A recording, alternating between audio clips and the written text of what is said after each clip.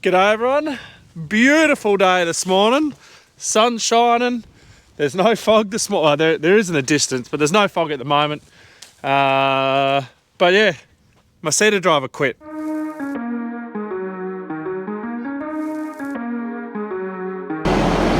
I've just moved the tractor and I'll show you why in just a sec. I got it started up and got the fans warming up, getting all that air blowing through, making sure that that's all good.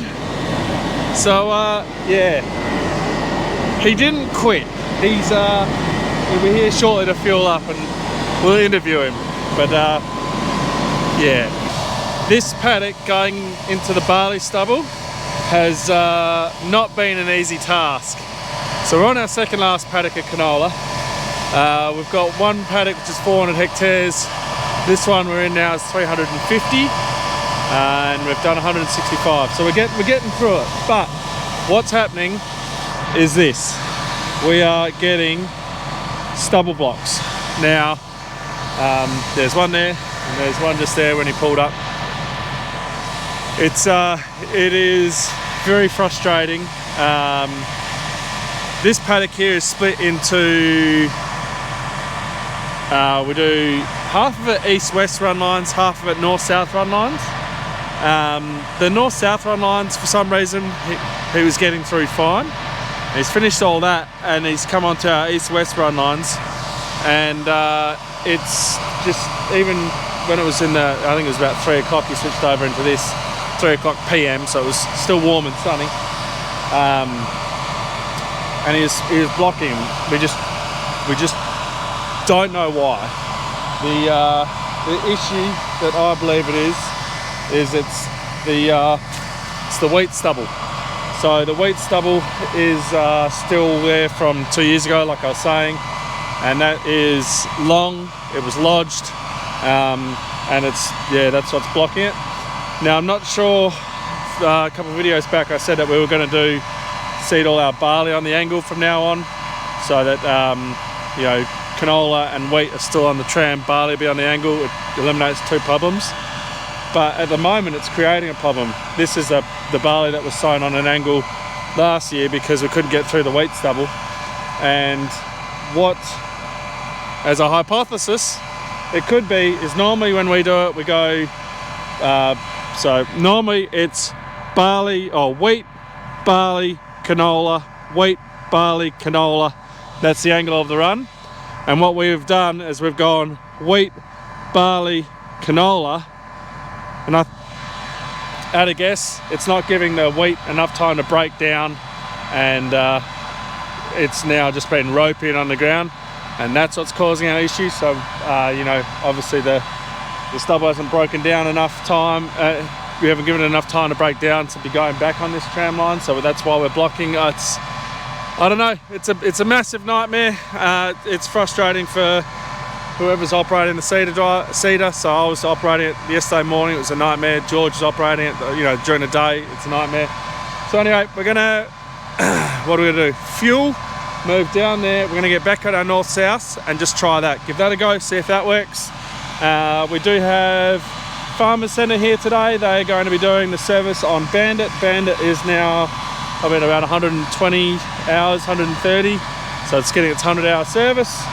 We've got the last of the Renegade in the bin there, and we're switching to canola. So we've seeded all our Renegade and switching to canola, switching to Bonito. So we need to wait for that to be completely empty so we can fill it and then do a calibration, because it's just a different canola seed, so you want to make sure it's going out correctly. So anyway, George is almost here, and we'll get this with fuel and see how our day goes. Alright, we're fueling her up, and he's still here. He wanted to quit. Oh, it's very close to quitting. Very close to leaving this farm. You'd never leave. You can't get rid of it. No, I did explain to YouTube that it's because we're blocking, so we're gonna... It is, yeah, it's a real pain in the arse, but yeah, we're trying our methods. We are trying different methods, different speeds. So, oh, you got a hose up. Probably from the stubble blocks, yeah. So yeah, once it warms up, it'll be a lot better as well to get through the stubble, and we'll see what happens. Tines are all going in the ground, so it's time for us to do a seed check. Once they're all good, we'll get roaring.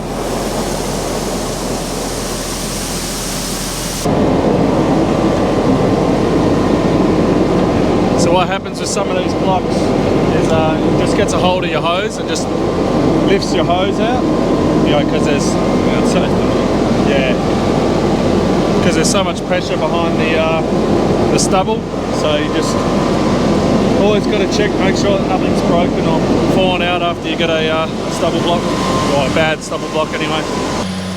All right, here we go.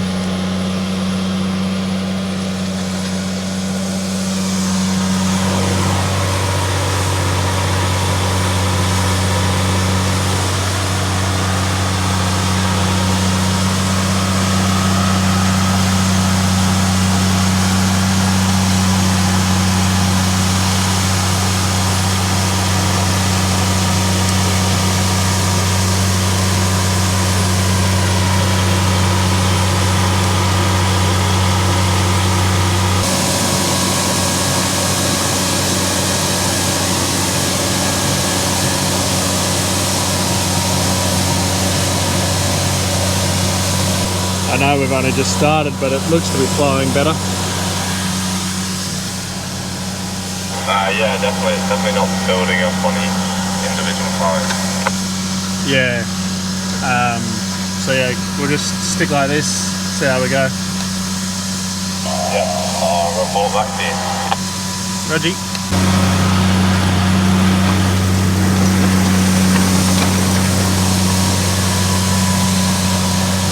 That looks to be working.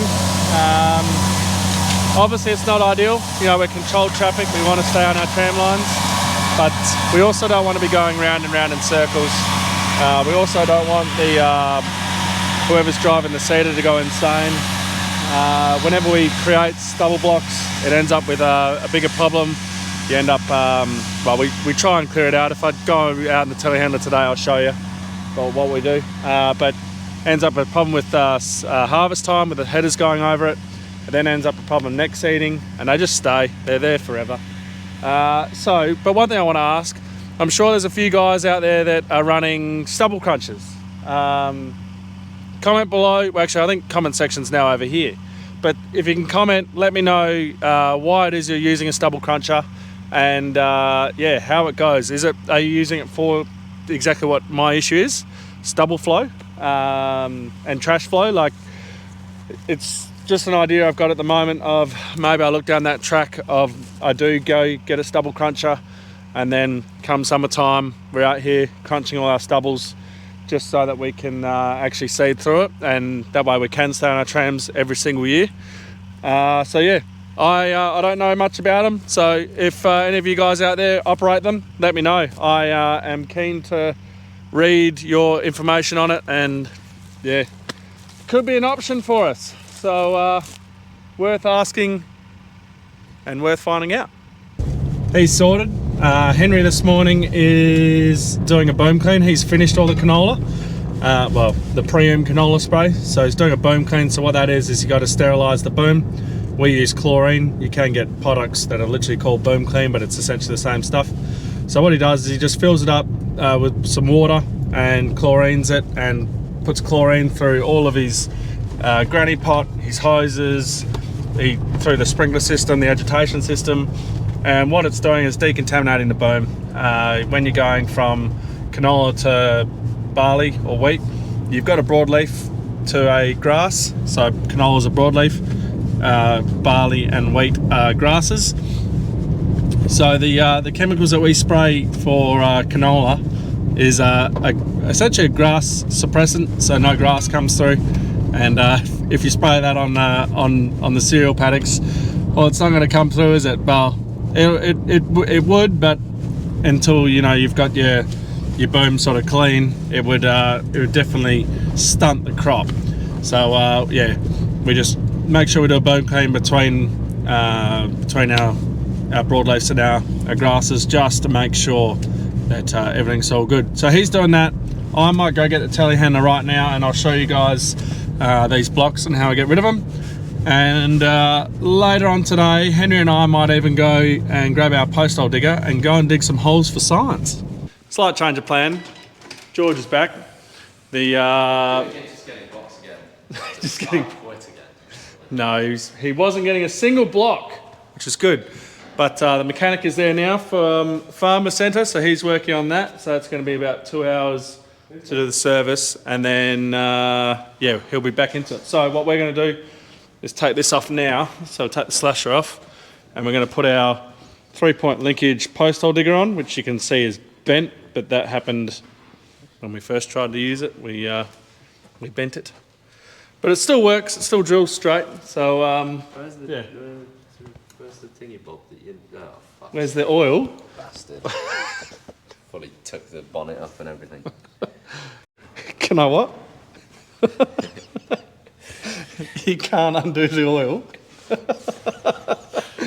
Oh, you're a prick. You've got Just soft do it. soft English I hurt hands. my hand and I can't use this hand because of the weird angle. Just...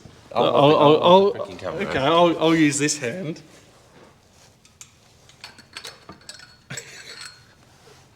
How did... How did I do it? I turned it. I used my man hands. I gotta get it back in. Man, I got manlier hands than you. Just remember, John, catch flies, not flies. Righto.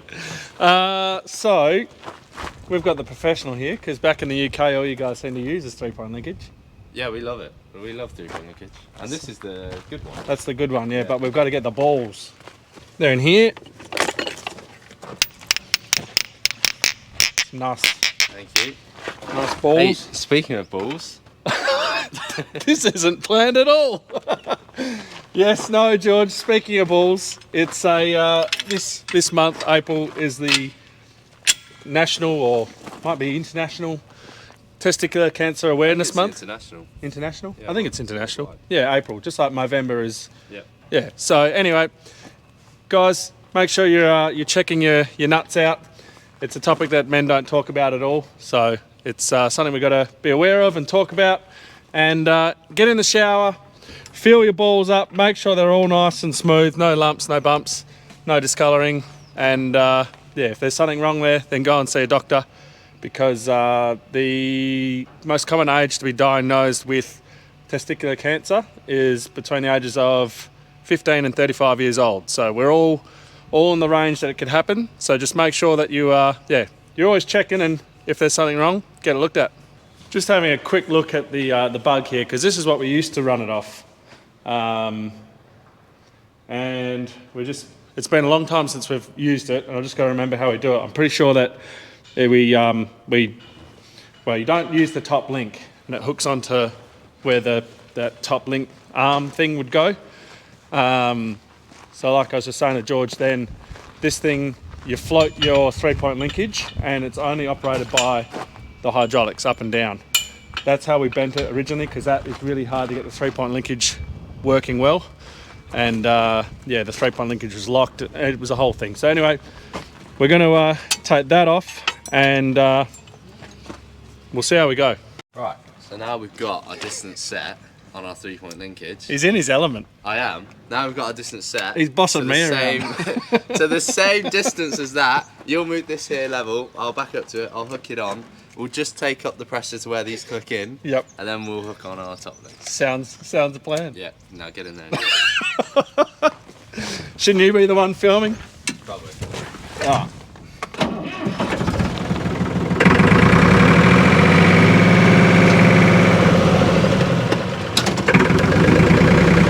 You're not going to lift that in there, are you? Well, that's what we normally do. Okay. I was just going to revert the whole one. No, let me put the 3-point link. No, I'll put it there, and then you can reverse up. No. Or do you want me to go down like this? Oh yeah. But level up, so lean forwards.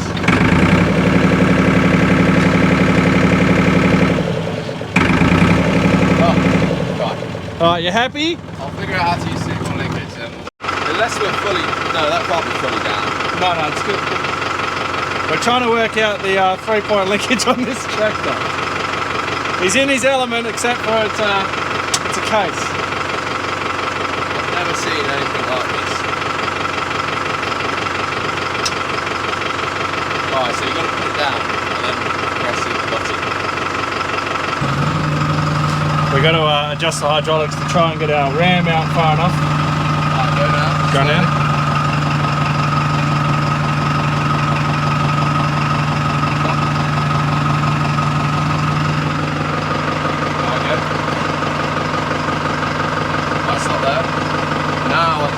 Lift up so it's...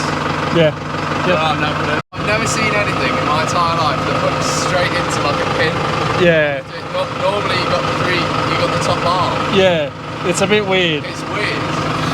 It's a bit scary because you got to get it right there. We're getting there. It's a bit dodgy to try and get it in, but just extend your arm. See what happens. We got it eventually. So if you were to move out with your forklift, I don't know what he's doing. Oh, he's putting a pin in. So if I go all the way down on my 3-point, just hang on, I'm going to lift it. Yeah, I said hang on. Oh my god! That's going to break a fucking window. Oh my god. Look at this. Oh man. Yep. So there is an issue with this case, and you can't slow the hydraulic. Oh, that is really high. We never got it that high on the other one. Anyway, you can't lift the hydraulics slowly. It's very, there's no way to adjust it. So anyway, we'll put this PDO on, and then we'll go and grab the auger. The auger, and we'll chuck that on. That might need a clean now. We haven't brought the signs out with us. We got with the doggies instead. You got the beacons on. Well, of course he's got the beacons on. He's driving down the road. Beacons on. It's a necessity. So. On my square. Further in, further out. That way. Yep. All right. One there, and 11. There. So we just we don't have the sign to see road placement, but I mean we're standing here, so we can get a fairly good idea. He's not going to see that. You just got to direct him. What we are going to have to wait for is there's a car coming behind Henry now, so we'll wait for that, and then we'll drill some holes. And later on today, Henry and I'll put them in the ground. And Dad's in town at the moment, so he'll get some pot rivets for us because we ran out of pot rivets to do all the signs.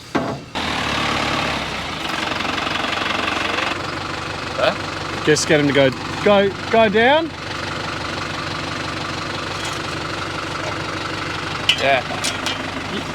Okay, that's good. Yep, that's good.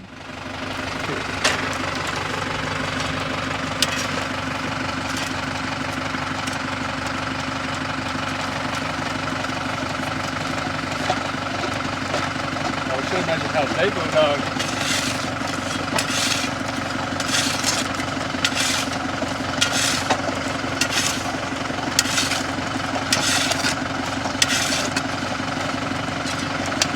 How deep is, I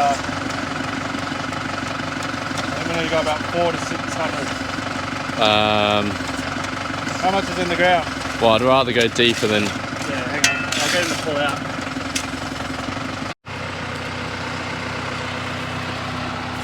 We're on to our second one. So straight back of that. we had to adjust something when Henry stops. I'll show you. We're not getting our full depth because it's a different tractor, different lengths, everything like that. So if you have a look up here, this hydraulic ram connects up top there. Now there's holes up the top for that to sit in so it doesn't slide. We were already at the second last hole, and then we've just moved it to the last hole that we can, and it seems to have got our depth now. So failing that, we were going to have to take it all off, drill a new hole in there to make it work, but it seems to be working. So we're trying to get to about 600 deep. I think we only need about 4 to 5, but we want that extra bit of depth just so it's a bit easier. So away we go.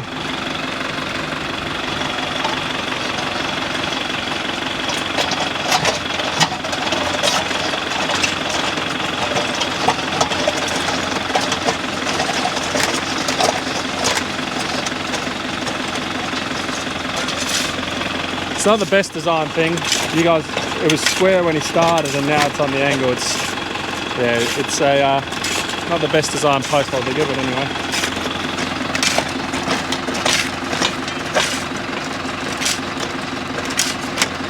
Yep, I reckon if you stop it there.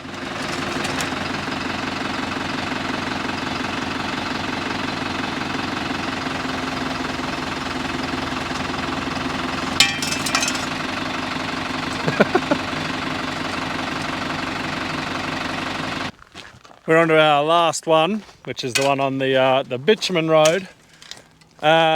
We've lost George. I've taken him back to the tractor. The mechanic is all finished up back there now. Well, he was just about done by the time we got there. So yeah, Henry and I are gonna put this one in. Probably have to put it a little bit further off the road because you got the spoon drain and all that. But yeah, we're gonna chuck this one in, and then I don't know. We might wait for Dad with pot rivets to do the signs before we put them in. Might make it a bit easier, but we'll figure that out later on.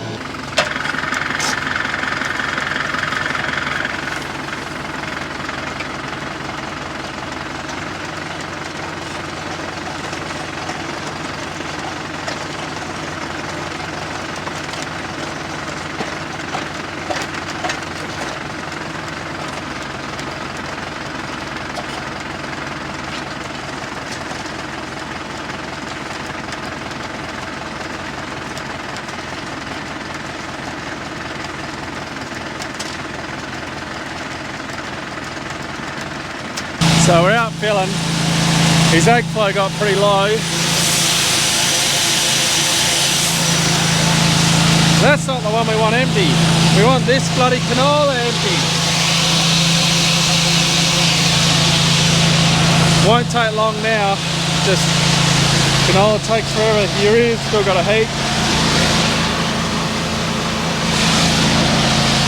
So yeah, just a bit annoying that we're not filling the canola at the same time, but anyway, since he's changed this run line, it's just been a dream for him, so yeah, much better. The big test is when we get in this paddock over here. That's our 2.8k runs. We had to see that on the angle last year because we couldn't get it through the stubble.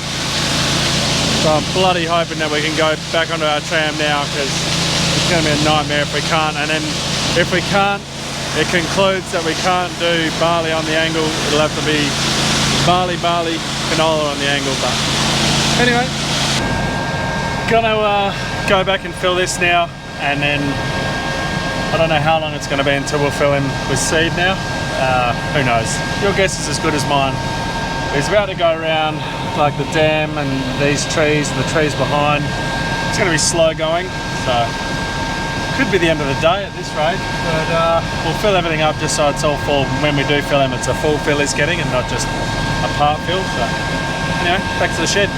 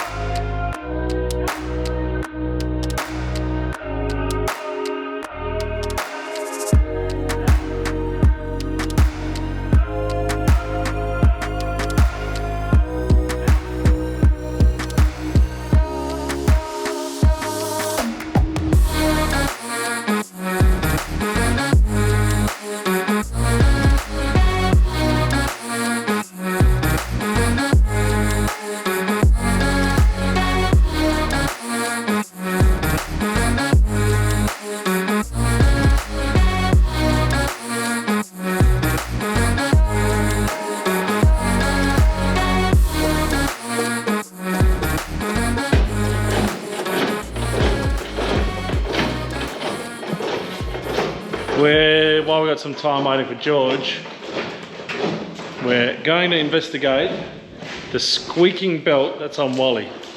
It should be just a simple and easy tighten up and it's all done. But of course you've got to lift the whole cab up to do so.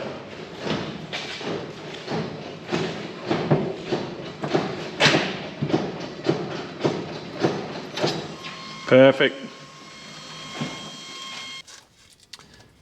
Right, well there's only 2 belts in there, obviously. You've got your main drive belt, and then you've got the one that goes to the aircon. None of which look loose at all. And I got a feeling it's the aircon one. I mean, the aircon doesn't, it's just now got a greasy hand. I have got a greasy hand. When it kicks, when it's going, it doesn't go off your revs, so it makes you think that it's the aircon that's doing it, but we don't have the fan on in there at all. So, yeah, who knows? We might see if we can just tighten up that one a little bit and see if that fixes it. After having a pretty decent look at it, we can't figure out why it's squeaking. Both belts are tight. Yeah, unless there's an issue with maybe the aircon side of things, and when that's kicking in, that's making it squeak. Who knows? The aircon doesn't work in this. The fan sort of does, so it's off. But yeah, who knows if it's dodging? It's still trying to kick in. So anyway, we'll put this back down, and we shall await George's call for when he needs some seed. Alright, so we're out here. George says he's empty of canola. Yeah, no, I am empty. If I go up there, you're going to be empty? I think you'll be pretty impressed. Or should I just open it up down here? It'll be less than a bucket. Less than a bucket? Alright. I hope so anyway. Do you want to put it in a bucket or are you not first? We'll put it in a bucket. Do you want a better bucket? A better bucket.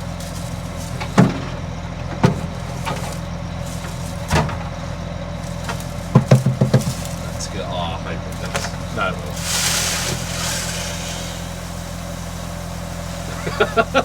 It's getting to be quite a lot of canola in there. Oh, no, there's going to be that much of canola. There might be a bucket worth. Oh, it's exactly a bucket worth. Yeah, pretty happy with that. We still had about 3 hectares worth. Alright, so we're going to fill it. We then need to prime it. So we've got the bonito coming through. And then do a quick calibration because it is a different seed, so a different variety, so you just always want to make sure. And then we'll get you on your way. So I'm a little seat in the shade.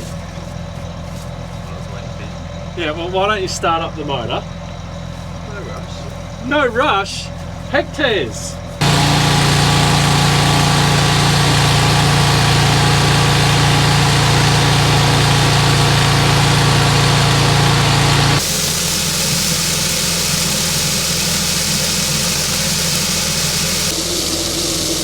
Alrighty, that should be 5 kilos.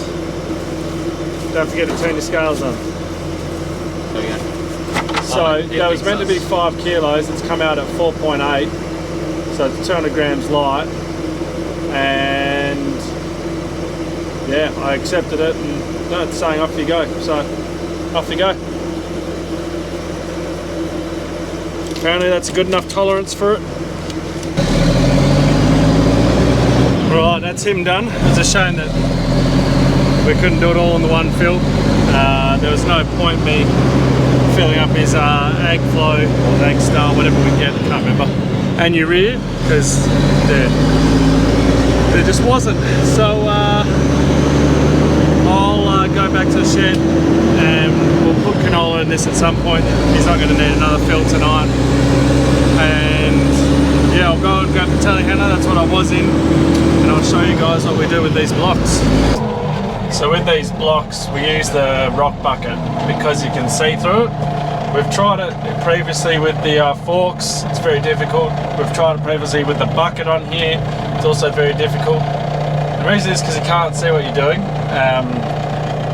The idea is just to pick up the stubble, move it around and feather it out over the place so you don't have it in a big lump. And you can't really do that when you've got, when you can't see it. So this actually works ideal. So all I do is I just pick it up, I just drive around and feather it out, and you'll see.